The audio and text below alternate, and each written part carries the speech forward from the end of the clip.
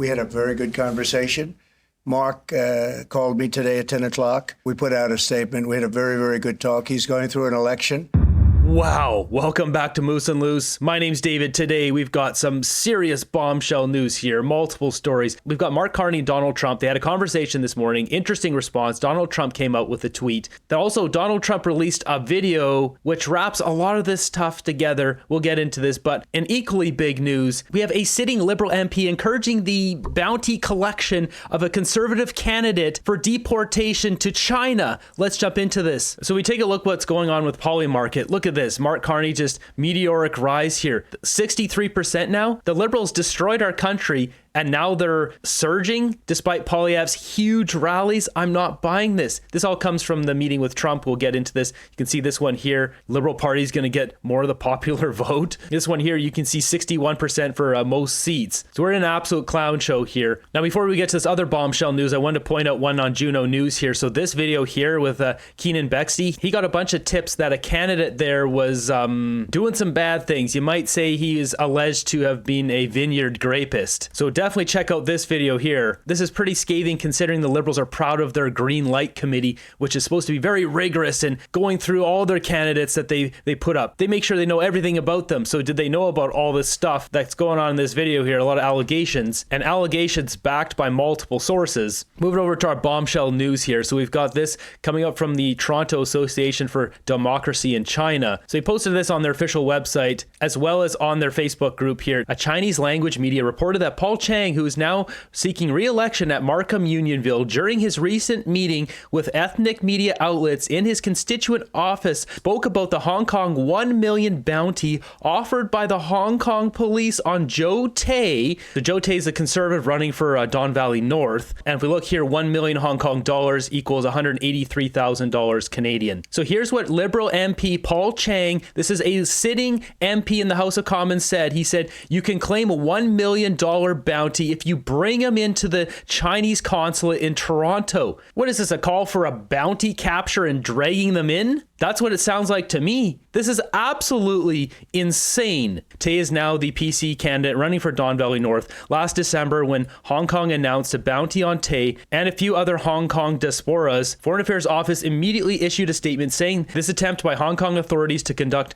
transnational oppression abroad, including by issuing threats, intimidation, and or coercion against Canadian or those in Canada, will not be tolerated. Canada will continue to stand with the people of Hong Kong. It is puzzling to comprehend why Chiang, being an MP of the Liberal Party of Canada, does not stand in the Canadian side to condemn the action, but instead openly encourages such transnational repression. So here's a look at Paul Chiang. Here he is standing with Mark Carney. Here's this loser on the Parliament website, and here's where this loser sits in the House of Commons. This is disgusting. He's been in the House of Commons. He's in our government. So looking around, I found this one here. This is Vancouver Activists of Hong Kong Post. So they posted this guy here and what he's essentially said. I wanted to verify the bounty and all this stuff, so I found this website here. This is Dim Sum Daily Hong Kong. Joe Tay goes from entertainer to activist, now on Hong Kong's wanted list. So this came out December 24th, 2024 in Hong Kong. Hong Kong Police National Security Department has released a new list of wanted individuals, includes 6 overseas Hong Kong residents, among them the former entertainer Joe Tay. Each individual on the list has a bounty of 1 million Hong Kong dollars attached to their name, so $183,000 Canadian. Joe Tay, running for Don Valley North, being one of them, a well-known figure here in the entertainment industry, has been living in Canada since 2020. His involvement in the anti-extradition protests in 2019, particularly during the Yonglong rally, marked a significant turning point in his career. Following these events, he was not renewed by TVB, a local television network, and subsequently moved to Canada, where he founded the online media platform Hong Konger Station. Other media outlets in Hong Kong also have this story. Hong Kong police place 1 million bounty on 6 activists. Got this one here, Hong Kong National, more of the same thing. Here's all 6 of them. Here's Joe Tay here. So basically, he was pushing back against the Chinese Communist Party, and then they put a bounty on his head. That's essentially what happened here. And Liberal MP is encouraging a bounty capture of a Conservative candidate, drag him over to the Chinese embassy in Toronto so they can deport him to China for punishment. And what are the crimes the Communist Party is accusing these people of? Committing national security offenses, including inciting secession and colluding with foreign forces. These offenses in China, looking through some examples, a minimum of 3 years in jail, and that's just for inciting secession. Depending on how hard the Chinese government comes down on him, they might even remove him from existence, but higher probability of him having a long sentence, if not a full life sentence. This is so insane. I looked up the criminal code in Canada, and what Paul Chiang has done here could potentially fall under this: kidnapping, trafficking persons, hostage taking, and abduction. This is section 279 of the criminal code. Every person commits an offense who kidnaps a person with intent, cause the person to be confined and imprisoned against the person's will, cause a person to unlawfully send and transport out of Canada against the person's will, or to hold a person for ransom, or to service against the person's will. And just looking through this, he potentially could have broken section 465 conspiracy, section 83.221 advocating or promoting commission of T-word offenses, section 83.181 leaving Canada to commit an offense, section 390 fraudulent use of authority, section 23 counseling an offense, and possibly the CSIS Act foreign influence section B2. This is serious business what this guy just did here. He's encouraging people they can claim a $1 million bounty if you can bring him into the Chinese consulate in Toronto. This is absolutely disgusting. This guy needs to be tossed out. This is blowing up in real time, and Paul Chiang has come out. It says, please see my statement below regarding my comments in Ming Pao News. Comments I made were deplorable and a complete lapse of my judgment on the seriousness of the matter as a former police officer. This is so dumb. I should have known better. I sincerely apologize and deeply regret my comments. I will always continue to stand shoulder to shoulder with the people of Hong Kong in their fight to safeguard their human rights and freedoms. You literally encourage the bounty capture of a conservative to get deported to China for punishment, most likely life in prison. There's no, oops, sorry. Oops, I used to be a police officer. I should have known. Here's this fool standing here as a police officer. Like, come on. This just gets stupider by the minute. You might think, oh, he was a police officer in China or something. No, he was a police officer in Canada. Chiang was police officer of York Regional Police for 28 years, retiring in 2020 as a sergeant. In 2013, he served as a diversity officer in the Diversity and Cultural Resources Unit. He first entered policing with the London Police Service in 1992 and served with the Durham Regional Police before joining York in 1999. What do we even say anymore? This is so stupid. Speaking of stupid, this whole situation here with Donald Trump and Mark Carney. So Mark Carney and Donald Trump had a call this morning. Listen to Donald Trump's response here. There is something funny going on. We had a very good conversation. Mark called me today at 10 o'clock. We put out a statement. We had a very, very good talk. He's going through an election now, and we'll see what happens. But we have Liberation Day, as you know, on April 2nd. Because, and I'm not referring to Canada, but many countries have taken advantage of us, the likes of which nobody even thought was possible for many, many decades, And, you know, that has to stop.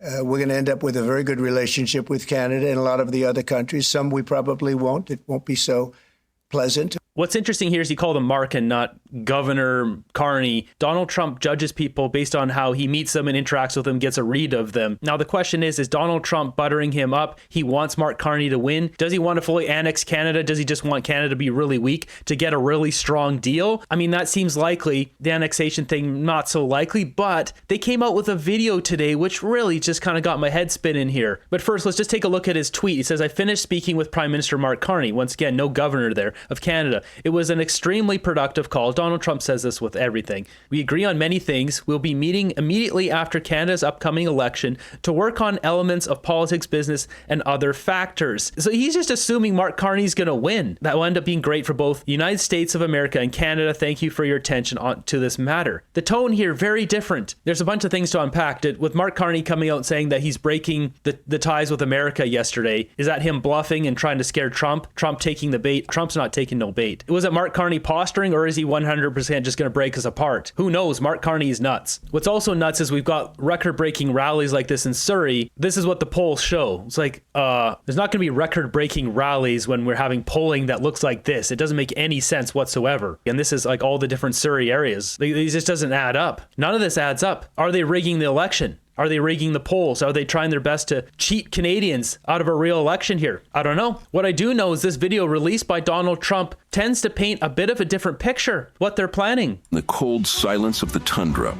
a bond was born, not from treaties or trade, but from blood and bravery. While Germany controlled Europe, the Nazis set their sights on the Arctic. Greenland became an unwitting combatant, and the United States stepped in, not to conquer, but to protect. In 1943, nearly 1,000 American soldiers with 4 chaplains set sail from New York to Greenland, carrying with them hope, duty, and a quiet fear. But their ship was torpedoed by a Nazi U-boat, and the frigid waters of the North Atlantic became a grave.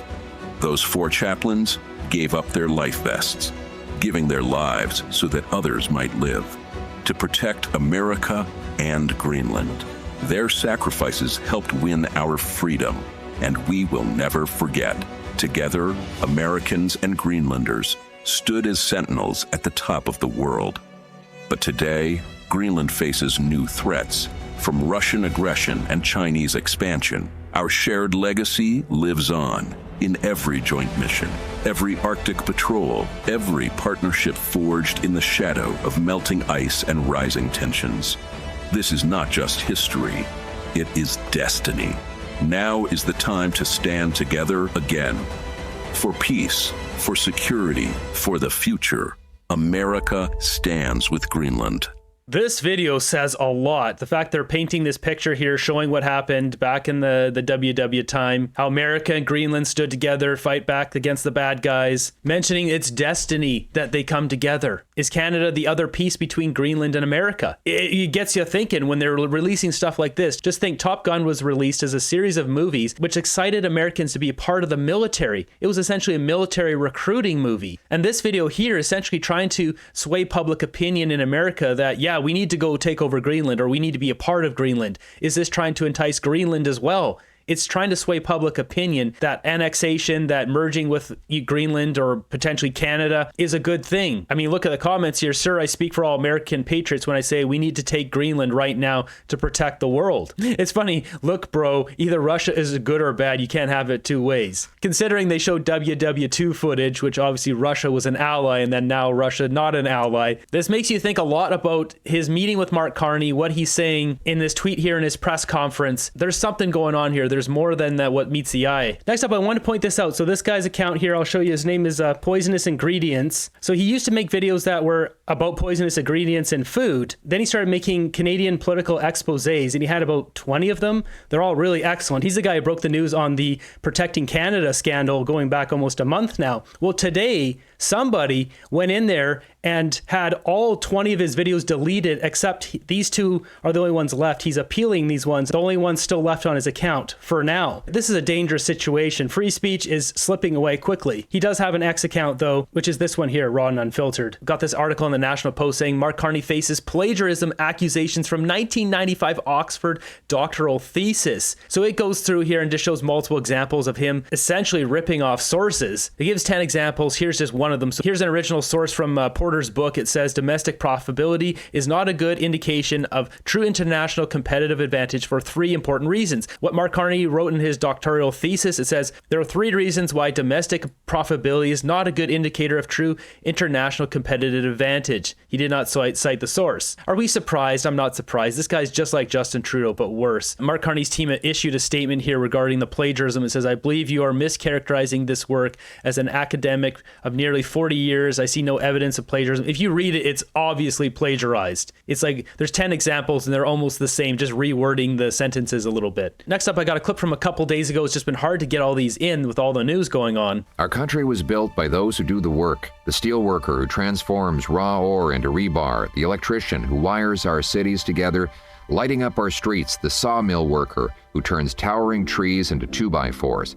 Every day, workers carry their families, their neighbors, and their country on their backs. But after 10 years of the Carney-Trudeau Liberals, the carpenter who builds the home can no longer afford to buy the home. Their taxes and inflationary deficits have driven up the cost of everything, shrinking the purchasing power of workers' paychecks.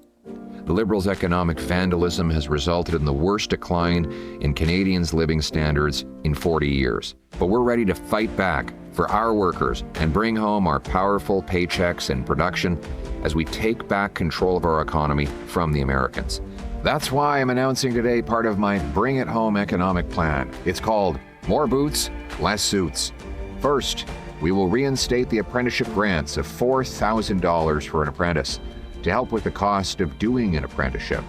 Our previous Conservative government created these grants, but the Liberals are planning to cancel them at the end of this month. I'll bring them back so that you have the money in your pocket you need to do an apprenticeship and get a great job.